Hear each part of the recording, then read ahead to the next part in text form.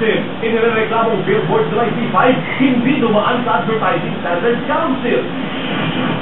Hindi dumaan sa Advertising Standards Council ang isang billboard sa T5 na ayon sa isang motorista ay may kalatwaan. Magbabandila si Tia Gutierrez. Sa dami ng mga nakapaskil sa kabaan ng T5, ang billboard na ito ang talagang agaw pansin sa mga motorista. Hindi talaga may iwasan, nakakapatingin talaga. Yung focus hindi nawawala sa pagdadrive so medyo delikado rin. Yung image niya parang hindi kaaya-aya tingnan.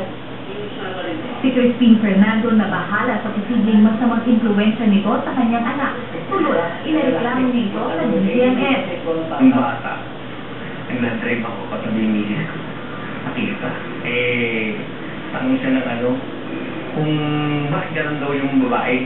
Ang laki nung niya hindi. Ang election lawyer naman si Atty. Romy Macalintal, inareklamo ng isa pang billboard ng underwear sa may Palintawa. Sa inis, idinaan niya ang reklamo sa dyaryo. Alam naman ng tao, alam ng kahit sino, kung paano ginagamit ang brief, di ba? Hindi mo naman isinusunod sa ulo yan, ano ha? Sa isang statement, diniit naman ng ad agency na naglabas ng billboard ng underwear. Napasado ito sa screening ng Advertising Standards Council o ACS. Lot of these things are subjective, no? I mean, maybe you have your own judgment when you see it. So, base dun sa judgment ng screener, hindi na provocative.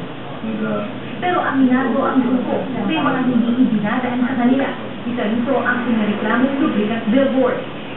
Yung particular material na yan, hindi yung approved. Sinabihan na namin, nasulatan namin, in fact, we met with them already, na kailangan tagalin. Aminado ng DPWH, hindi lang ito ang may nagreklamo sa mga billboard, gaya ng kontrobersyal na billboard na nakatikim ka na ba ng 15 anyos. Pero hindi nila mabakla sa mga inirereklamong billboard dahil hanggang monitoring lang daw sila. Sa ngayon, minamadali na ng DPWH ang paggawa ng mga bagong guidelines na magbibigay kapangyarihan sa ahensya na baklasin ang mga hindi kaaya-ayang billboard. Para sa Bandila, Tia Gutierrez.